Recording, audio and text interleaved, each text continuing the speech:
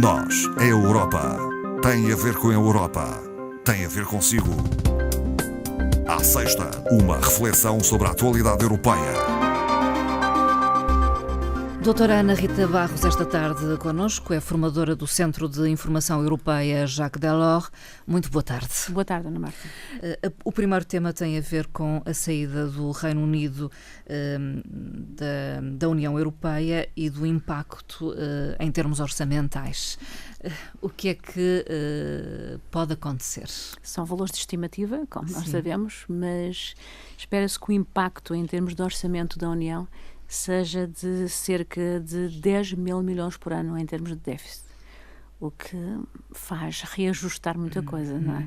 É preciso pensarmos que neste momento estamos num quadro comunitário que se está a desenvolver. Os quadros comunitários são por 7 anos, como nós já falámos aqui diversas vezes. Portanto, são até 2020. 2020. O próximo inicia-se em 2021. Parece muito longe.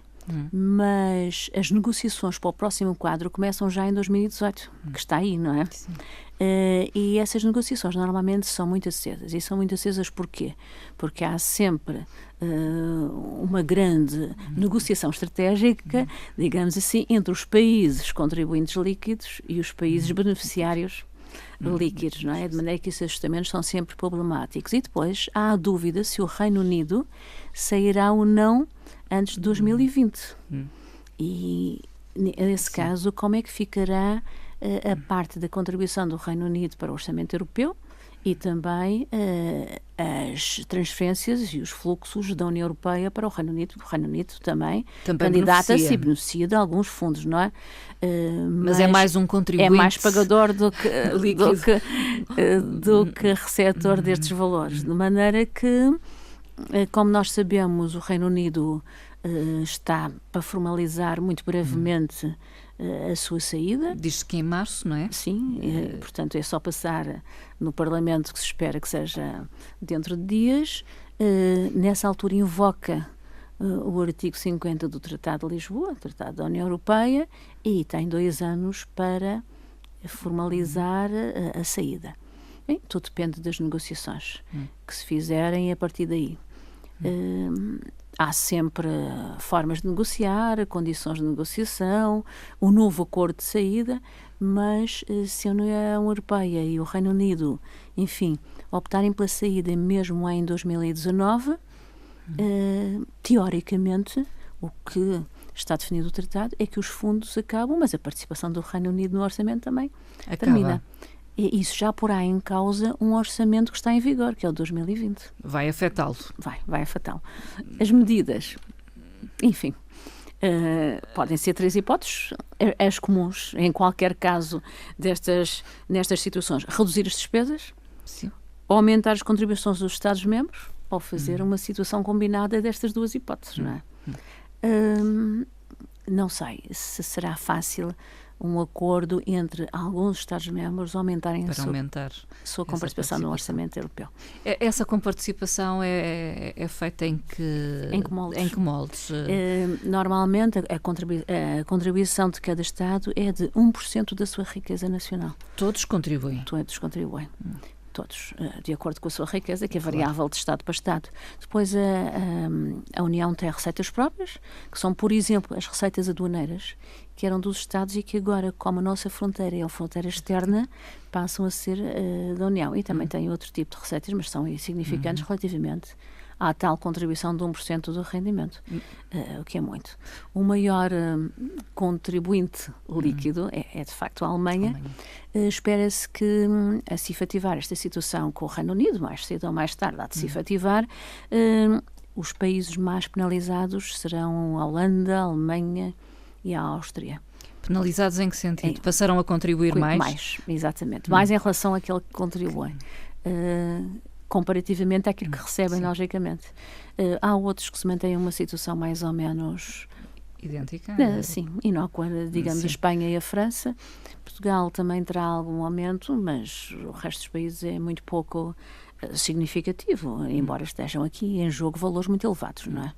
Podemos estar certos que terá impacto nas contas da União Europeia. E não esqueçamos que se houver redução, Se os países não quiserem contribuir mais e se houver redução das comparticipações, há um fundo que é muito afetado, ou que irá ser muito afetado, que é o fundo com maior dotação, que é o fundo de coesão, que já falamos aqui, que financiou o aeroporto, em que Portugal e a Madeira normalmente são muito beneficiados nessa matéria. Veremos o que é que ocorre.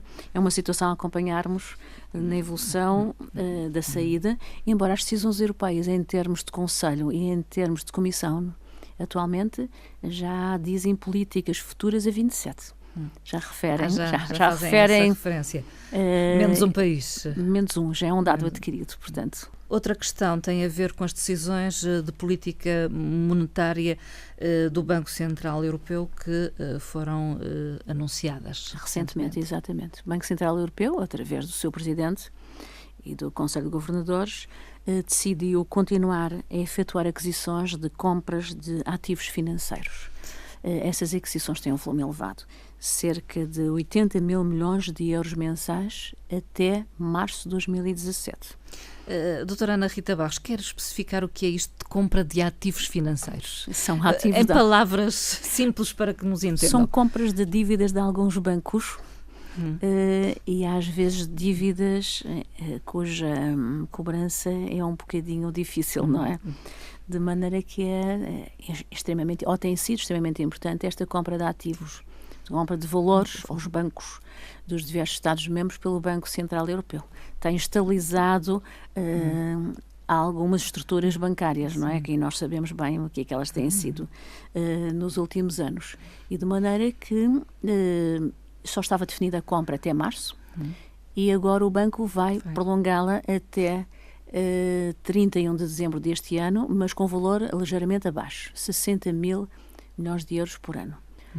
Relativamente às decisões, também resolveram manter inalterável a taxa de juros de referência, a taxa de juros base, que os bancos depois, a nível dos Estados-membros, atualizam e utilizam para a concessão de empréstimos e para as outras operações, e o Banco Central Europeu resolveu mantê-la em 0,25%. Não se esperava muito esta manutenção, não. Foi uma surpresa?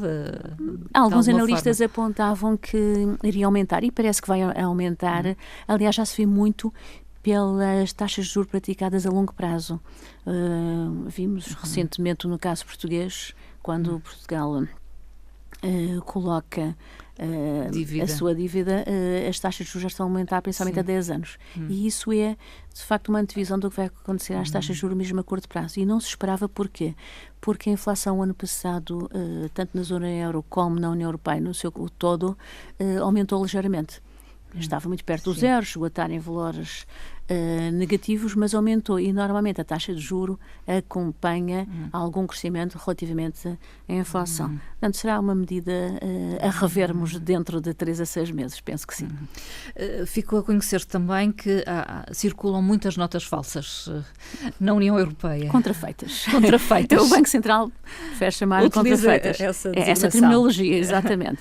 Portanto, no segundo semestre o Banco comunicou que recolheu cerca de 353 mil notas de euro contrafeitas. E aproveitou também para anunciar que no próximo dia 4 de abril será posta a circular uma nova nota de maior segurança de 50 euros. Isso tem ocorrido com já começou pelos 5, 10, 20, este ano é a de 50, porque normalmente as notas contrafeitas são as de valor facial mais baixo. Estas são mais seguras. Sim, estas são mais seguras. Têm características, características de maior segurança. O Eurogrupo reuniu-se também. O Eurogrupo, talvez começar por aí, explicar o que é. É composto apenas por 19 Estados-membros, são os que fazem parte da chamada Zona Euro. E é composto pelos ministros das Finanças, ou que têm a pasta das finanças nos diversos Estados que têm a moeda única, não é? E foram tomadas algumas posições? Algumas posições, são sempre normalmente tomadas algumas posições regularmente e são analisadas as estruturas de alguns países relativamente à moeda. Após as medidas de alívio que foram preconizadas para a Grécia, que nós já falámos, penso que no final do ano passado, relativamente à taxa de juro, o Eurogrupo indicou que, de facto, essa taxa de juros vai ser revista e fixada em baixa, o que alivia muito a dívida grega, mas também indicou algumas medidas, algumas reformas a nível de políticas que têm que ser adotadas pela Grécia. E portanto, medidas a Grécia continua pressionada. E isso é uma condição para a segunda revisão do atual programa de ajustamento. E esses domínios mais importantes são a nível de mercado de energia e reformas no mercado de trabalho. Portanto, vamos também ter que acompanhar estas matérias. Em relação a Portugal? Em relação a Portugal, foi feita uma supervisão agora no final de 2016, em dezembro, e o Eurogrupo indicou que esta quinta avaliação de supervisão ao programa pós-ajustamento relativamente a Portugal refere que o país está em condições de efetuar o reembolso dos empréstimos. O mesmo acontece com a Irlanda, que não teve a quinta, mas a sexta avaliação e também está em condições de fazer os seus reembolsos aos credores da dívida que foi contraída. Lituânia e Espanha também estiveram em foco nesta reunião do Eurogrupo, não é? Sim, foram tratados a nível de orçamentos. Os orçamentos destes dois Estados deviam ter sido entregues para análise pelo semestre europeu em outubro passado, mas como estavam num processo eleitoral, essa decisão foi adiada e foram agora analisados e foram dados uns pareceres favoráveis tanto à Espanha como à Lituânia relativamente às condições de cumprimento dos requisitos do semestre europeu.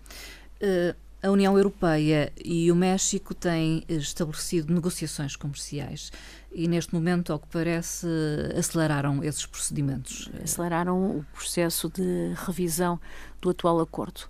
O atual acordo comercial data de 2000 e as partes, por iniciativa da União Europeia, resolveram antecipá-lo e vão iniciar negociações muito em breve. Portanto, a primeira ronda de negociações está prevista para de 3 a 7 de abril próximo já, e a segunda ronda de 26 a 29 de junho também já de 2017. A primeira ronda terá lugar na cidade do México e visa fomentar as trocas comerciais, acelerar também esse processo de negociações e de cooperação interempresas do bloco europeu e do México, não é? E também pretende acelerar e aumentar as trocas em termos de produtos alimentares e produtos para a saúde. De maneira que são esses o âmbito da negociação.